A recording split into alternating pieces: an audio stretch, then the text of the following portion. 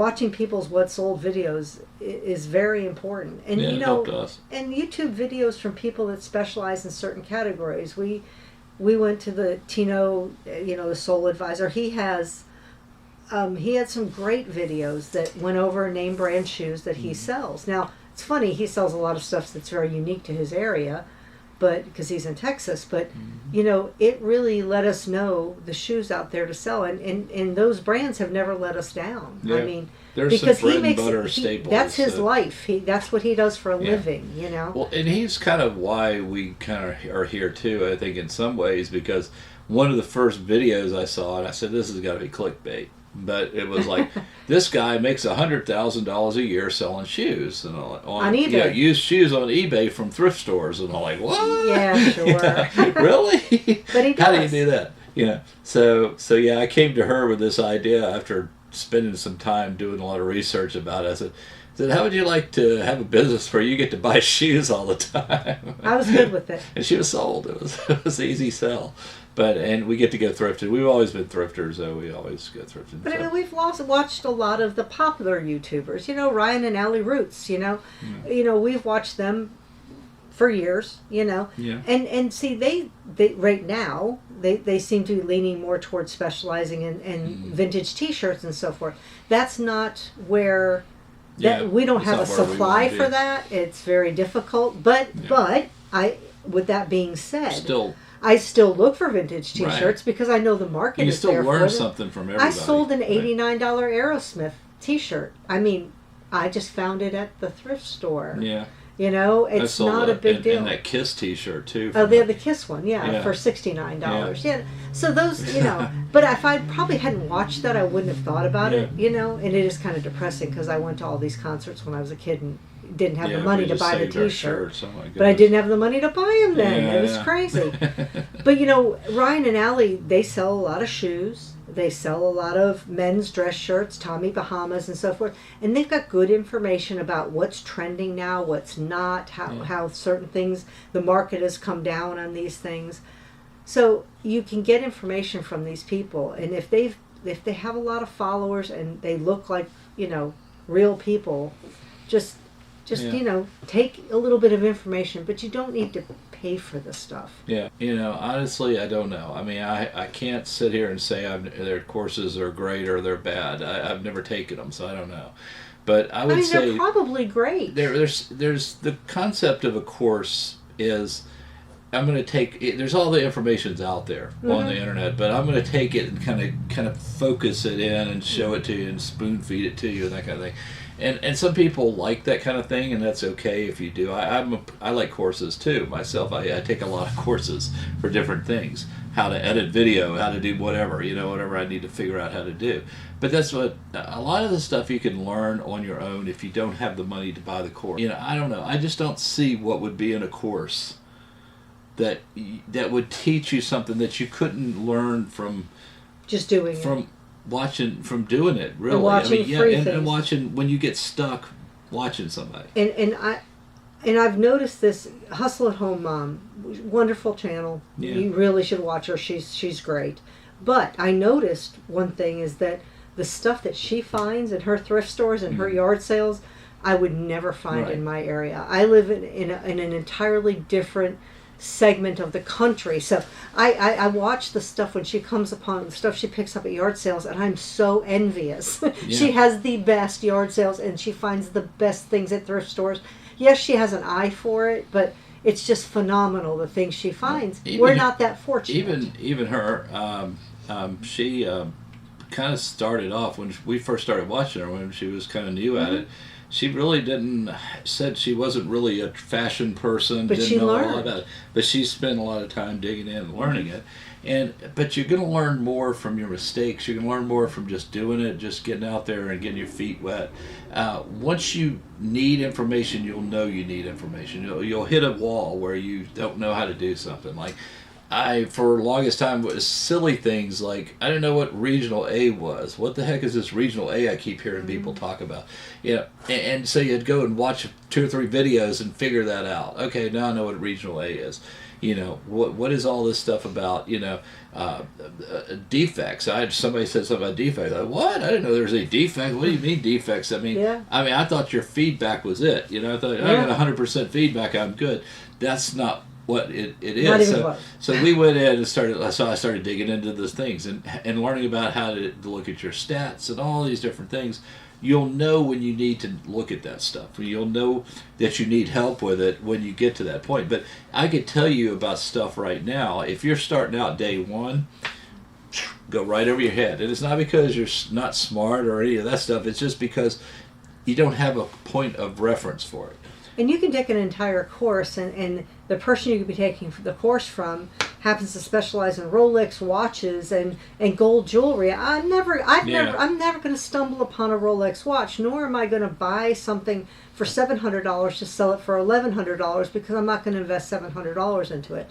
So you're better off, to get a basic knowledge, and I actually take notes. I took notes when I'm watching these. I would have a notebook, and they would talk about these brands, and I'd write down the brands. Things like Shell Cordovan and the list where to get, things like, what is that? And I would write down, Florsheim, some Florsheim, not to buy the burgundy ones, and then all the different brands, And the thing is that just because, your biggest tool is when you're standing in the thrift store and you collect all the stuff in your cart and you go off to your corner, because that's the best way to shop, is to go off to the corner and go through it. You'll know quality stuff when you look at it. You know the stuff that the brands at Walmart sell, so don't buy those. Jorge. Kohl's brands. And George.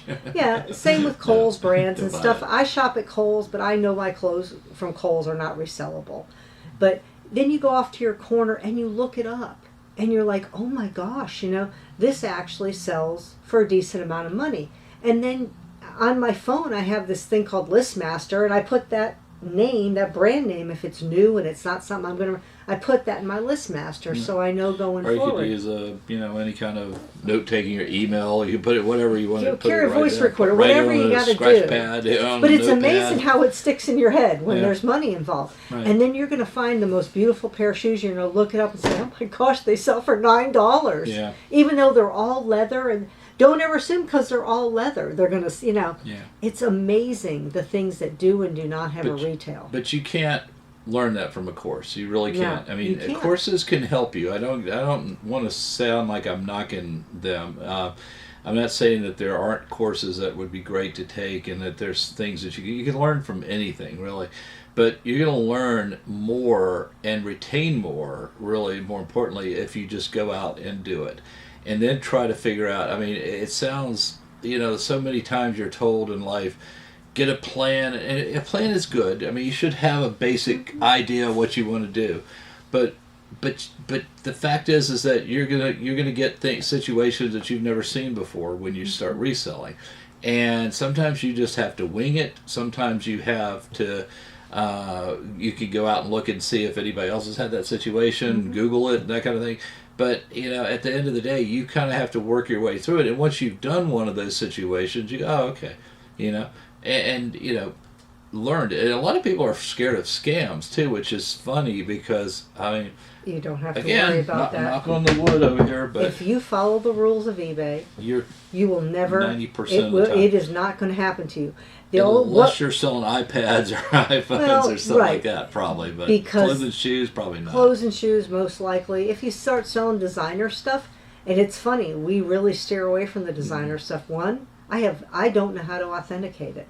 Right. There is a site you can go to, place you can do that. We know how to, but we just don't want to go through. But I don't want to go through all that, you know, and I don't worry about it. First of all, the likelihood of me finding that in the thrift stores in the areas that we shop in is very slim to none. When I watch Tino's videos with all the shoes he finds in Texas, oh my gosh, beautiful brands of shoes. Yeah. I almost never come across those brands here because it's just the community that I live in. It does not have that. Thrift is regional, and that's what I was going to say too. Everything, even though, like I say, you can watch our What Sold videos, and we try to put stuff out there that's actually kind of universal that you're going to probably find in any thrift store in the country generally. Yeah, Clark's, SAS's, Echo. But there's going to be things like we're really close to the Ariat factory, so there's lots of Ariat where you may not ever see Ariat, boots and things like that. If you live in San Antonio, you're going to see some SAS shoes. Right, San Antonio shoes. That's what they stand exactly. for. So, and Tino sees all kinds of Western boots, high-end, beautiful Western boots that I would never see over here in Tennessee. Yeah, we find them. We find boots here and there, but not like that. You would think there'd be a lot because of Nashville. There isn't. And Rally Roots, they're out in Florida, in Tampa area. In Florida, the prices are crazy. And when we go to Florida once a year, and it's like, man, it's like... And they find Lululemon like it's just falling off of trees. We can barely ever see. I've seen two, and all the time. They constantly find the Untuckits and all of those. I've seen one Untuckit in my life. It had a big old stain in it. That's we just don't see that kind of stuff here. Yeah. And I don't know if it's because maybe our thrift stores up here tend to cull the stuff. Because, we've been to thrift stores through Nashville. We've been to thrift stores in Brentwood, which is a very high-end area. Where all the country music stars live. And we just don't see higher-end things. Maybe we get there too late. I don't know. I don't know what it is. I think Goodwill steals the stuff and puts it on their website, honestly. Do too. I'm pretty sure they go through and do that. Because, you go to the Goodwill website, and their auction site. Right. But... and in the town I work in, it's also like that. The prices are really, really through the roof. They've gotten better though on the shoes. I mean, I saw they have. They really have. But the hard goods, the electronics, you see a classic, cassette recorder or something that's $35. They think is they want $70, $80 or they want full retail on eBay for it. But shoes, thank heavens, they realized that they were tripping over gaylords of shoes. They finally have dropped the price down to where they're $5.99 or $5.95, $7.95, $9.95. Generally, those three prices. Where we live, it's a fixed pricing. All the shoes are $5.99. Boots are $7.99. Yeah. But at least they've gotten reasonable. But you'll go to your thrift stores and your yard sales and you'll see what you see, and there's opportunity everywhere. All those places, absolutely. There's a way to make money on just about anything you can find at a thrift store or whatever. Yard sale, estate sale, auctions, whatever you have in your area.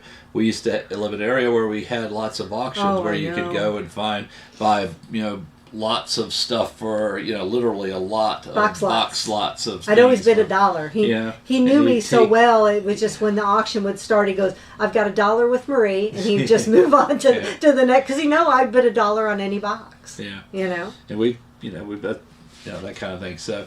Yeah, that's where I got my that Fender guitar I was talking about was actually at an auction. Yeah. That auction, but there's places to get stuff from everywhere. Your closet is the first place you want to look. Clean your house out. Get rid of stuff. That's what we're trying to do. We're even with all the stuff we have here, we're trying to go through our closets and try to sell stuff and But one big point I want to make is, and this is a mistake I think we made at the beginning. Don't force it. If you go to a thrift store and you find nothing, you found nothing. And you leave. Yeah. And even if it takes you a month to get 20 things to start, you've got 20 good things. Don't say, "Oh my gosh, I've got to get some inventory. I've got to get some."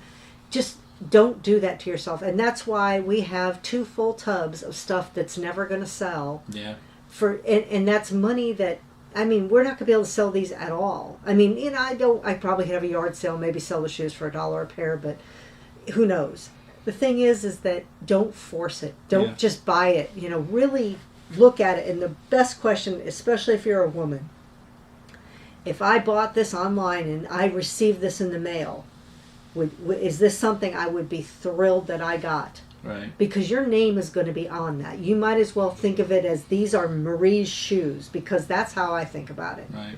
And so don't force it. Don't say, "Oh, they're just if they're a little worn, would you be pleased getting them?" Right. Yeah, that was a mistake I think we first made was we would let a lot of defects on the clothing and shoes slide. Right. We say, oh yeah, it's got a little It's cut, a little worn, but hey, look at the comps. They're $90. Yeah, they're $90 new in the box. They're not $90 scratched up from the Goodwill.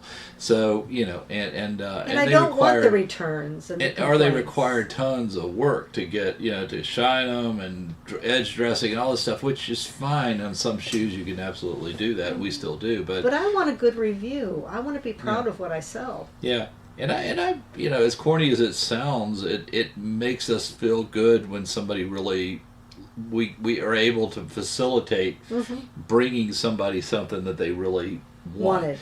We've had so many customers that have said, I've always worn these shoes and I haven't been able to find them anywhere. Those kind of things are really, I know it sounds corny and probably nobody believes it, but it's really true that we just don't.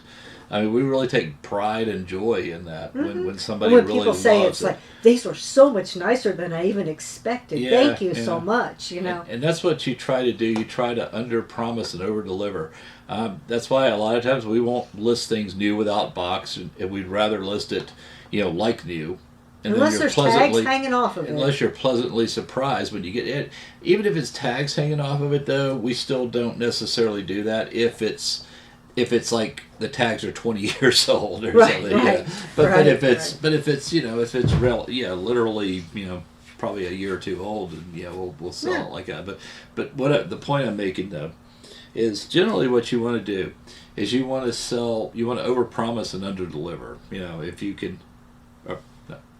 You want to underpromise and overdeliver. There you go. Don't do it that way. Don't do what he said. That's bad. That'll run. That's how you lose your business. That's the other side of that thing. Yeah. No, but you want to underpromise and overdeliver, because what that means is that basically if you say it's like new and they get it and they say like new, these things are brand new, they're going to be happy.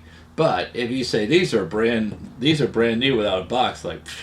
These have been worn. These things got dirt on the bottom of them. What do you mean brand new? Right. So that kind of thing. And so when you say new, you gotta think of your expectations of new. Yeah. I mean, I've bought shoes at the store that I've looked at the soles going, these have been returned. These aren't new. I mean, so you got to really think about it. Now I've sold a lot of shoes that are new. You know why? Because I bought them and never wore them, and they are new. Yeah. And they have the box. And sometimes you'll get like auctions and yard sales and stuff. You'll find brand new shoes in the box because you know how women are. Yeah. But yeah, I mean, just take your business a step at a time. It's just. It doesn't even have to really be a business to start off with. It could be a hobby. It could be just a way to make a few bucks. I mean, you don't necessarily have to have, all the accoutrements of a business. You can just start off simple, and as it grows, it's just like we would if we started off day one and said, okay, let's go rent a building, right? And let's buy 80 totes. And we need to make X amount of money. We need to make X number of dollars and all this stuff, and we're going to fill this building up with stuff, and it would have fallen flat on its face because too much pressure. It wouldn't have worked. But you've got to let your business grow naturally. Yeah, organically. Unless something happens. Now, let's say something happens. God forbid, you lose your job. Something happens, but the key is at the beginning. Start really gaining knowledge while you're purchasing selected items and getting things dry. Use your time when you can't find things or you've got that time to build your knowledge, because if something happened tomorrow, God forbid we lost our jobs, okay? All right, now we have to pay the mortgage and feed the kiddies, and we've got to do that on this business right here. I feel like we have the knowledge and the ability to scale it if we had to. Yeah. And we just have to, we'd become full-time thrifters, not thrifting 2 days a week.